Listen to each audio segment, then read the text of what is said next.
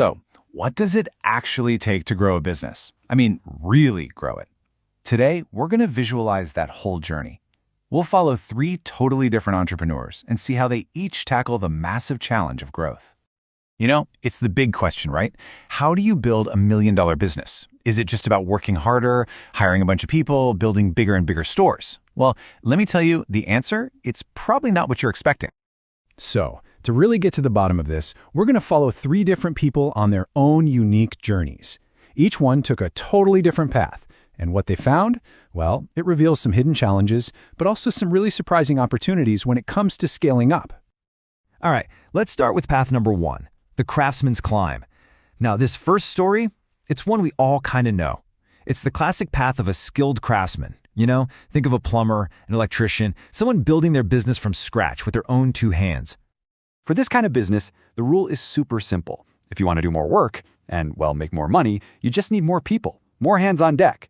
Your growth is literally tied 1-to-1 to the number of people you have on your team. So let's put some numbers to this. Imagine our craftsman starts out just working solo, and they're bringing in a pretty decent 40,000 rupees a month.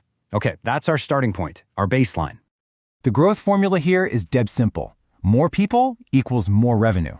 To scale up, our craftsman has to stop being just a craftsman and become a manager. They got to hire more people to do more work. It's a straight line, a totally linear path to growth. But here's where it gets interesting. Look what happens. After going through all the trouble of hiring and managing a team of 4 people, yeah, the business is making more revenue on paper. But after you pay all their salaries, all the costs, the owner's actual take-home profit, it's still 40,000 rupees a month. All that complexity, all those headaches, and the costs just grew right alongside the revenue. Ouch. Okay, so that's path 1. Now let's look at path number 2, the merchant's empire. Instead of adding more people, this entrepreneur's strategy is to add more places. Think of your local shop owner who wants to expand their little empire. So for the merchant, growth isn't about packing more people into one location. Nope, it's about building more locations. Scaling up means opening a second store, and then a third, and then a fourth. You get the idea.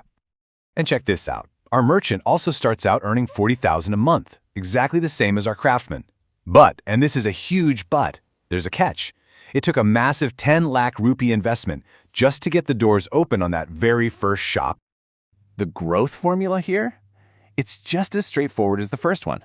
But instead of people, the key variable is property. More stores equals more revenue. Sounds simple on paper, right? But in the real world, it's incredibly expensive. So what's the payoff for all that scaling? Well, after expanding to 10 shops, which, by the way, requires a staggering investment of over 1 crore rupees, the monthly income hits 4 lakh rupees.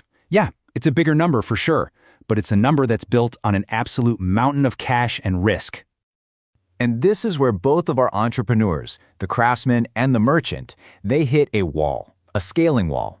Even though their paths were different, they both end up facing a very similar set of problems that make it just incredibly hard to grow any further. So let's just put them side by side for a second. They both started at the same 40K a month. The craftsman's growth depends on hiring people, the merchant's depends on building infrastructure. So what's the one thing they have in common? And there it is. Both of these old-school models are just expensive and super complex to scale. You're constantly trading more money and more headaches just for a little bit of growth. It makes you think there has to be a better way, right? Well, that's what leads us to our third path. This is the modern approach, the one that completely changes the game. We're talking about the path of digital fintech. And believe me, it operates by a whole new set of rules. Just imagine for a second, a business that could pull in the same revenue as 10 craftsmen or 10 shops, but without any of their big problems. This path, it doesn't just bend the rules of scaling, it shatters them. Okay, first things first, labor costs. To grow this business, how many new people do you have to hire? The answer? 0. None. The whole model is built on tech and strategy, not on manpower. All right, what about infrastructure? How many new shops or offices do you need to build? And again, the answer is 0. This model has absolutely no physical limits. It can reach anywhere. So you're probably asking, how does this even work? Well, instead of selling a physical product or a service, this model uses technology to trade on the financial markets. Let me break it down. A typical investor might buy a stock and just hope it goes up, say 20% over the year. But this strategy is different. It's designed to make money from all the little up and down wiggles in the stock's price, its volatility. It captures tiny gains over and over and over again, and all those little wins add up to a much, much higher return. So what we're really looking at here are the brand new rules for growth in the 21st century. It's a total, fundamental shift in what it even means to build and scale a business. Let's just break down the advantages. The scalability? It's basically infinite. Your costs for hiring people and building places?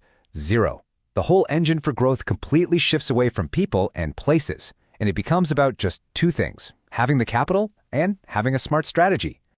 And this is where you see the real power. An investment of 1 crore rupees, remember, that's the same amount our merchant spent to build 10 physical shops, well, here it can generate a 40 lakh rupee return. And it does it all without hiring a single person or laying a single brick. Just think about that for a second. And so that leaves us with one last really big question. If growth isn't tied to people or places anymore, when you completely disconnect it from those physical limits, the very definition of what a business is starts to change. So I'll leave you with this. What do you think will be the single most important thing, the key asset for building the winning businesses of tomorrow?